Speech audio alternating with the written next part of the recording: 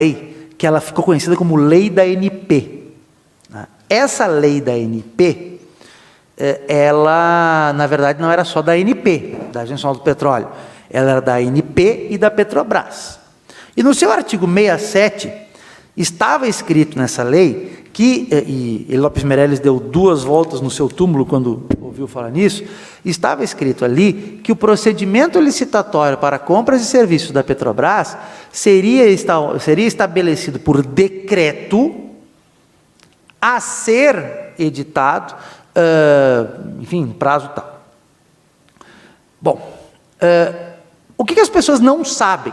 Aliás, o que as pessoas sabem é que todos os contratos que envolveram a Operação Lava Jato foram contratos celebrados com base nesse artigo 67 da 9478 e do decreto respectivo, que foi um decreto de 98, decreto número 2745. Todos os contratos da Lava Jato foram celebrados com base nesse decreto. E o que as pessoas também não sabem é que todos os contratos da Petrobras que foram celebrados com base nesse artigo de lei, com base nesse decreto, foram sustados pelo Tribunal de Contas da União. Todos eles. E o Tribunal de Contas da União dizia o seguinte: eu sei que tem a lei, eu sei que tem essa lei, eu sei que tem esse decreto, mas eu, invocando a súmula 347 do STF, julgo inconstitucional, considero inconstitucional essa legislação e nego vigência a essa legislação. Detalhe, por que fazia isso? Por 2 motivos. Primeiro, porque ele entendia que isso seria um fenômeno de deslegalização, que é um fenômeno que até aconteceu na Itália um tempo atrás, que é basicamente o seguinte: a Constituição remeter uma matéria a ser tratada por lei e a lei remeter ao regulamento. É como se houvesse uma lei dizendo os crimes contra a administração serão fixados por decreto. Isso seria um fenômeno de deslegalização. Mas como isso não bastasse, havia uma outra causa de inconstitucionalidade que o Tribunal de Contas apontava, que é a seguinte: quando o artigo 173, parágrafo 1º, inciso 3º da Constituição Federal, estabelece que haverá um estatuto das estatais que tratará, dentre outras coisas, sobre licitações e contratos, disse o Tribunal de Contas da União, que isso não quer dizer que cada estatal tenha a sua lei.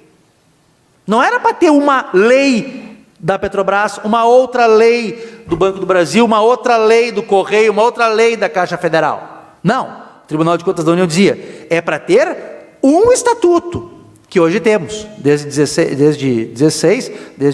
30 de junho de 16, a Lei 3.303. Nós temos que ter um estatuto, que valerá para todas as estatais.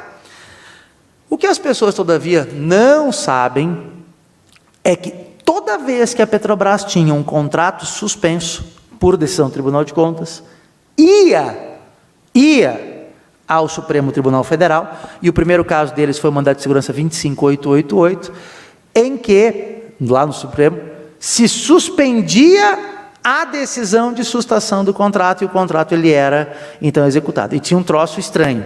Qual era o troço estranho?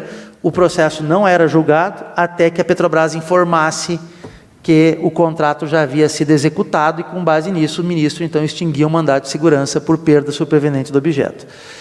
E os senhores sabem quando é que o Supremo julgou o mérito dessa matéria? Só depois que, não, já começou a julgar, já tem 3 votos, só depois, já começou a julgar o mérito dessa matéria, num recurso extraordinário, quando eclodiu a Operação Lava Jato. Ou seja, depois que eclodiu a Operação Lava Jato, aí vamos julgar esse troço, e está ainda sendo julgado no Supremo Tribunal Federal. Mas eu estou contando essa história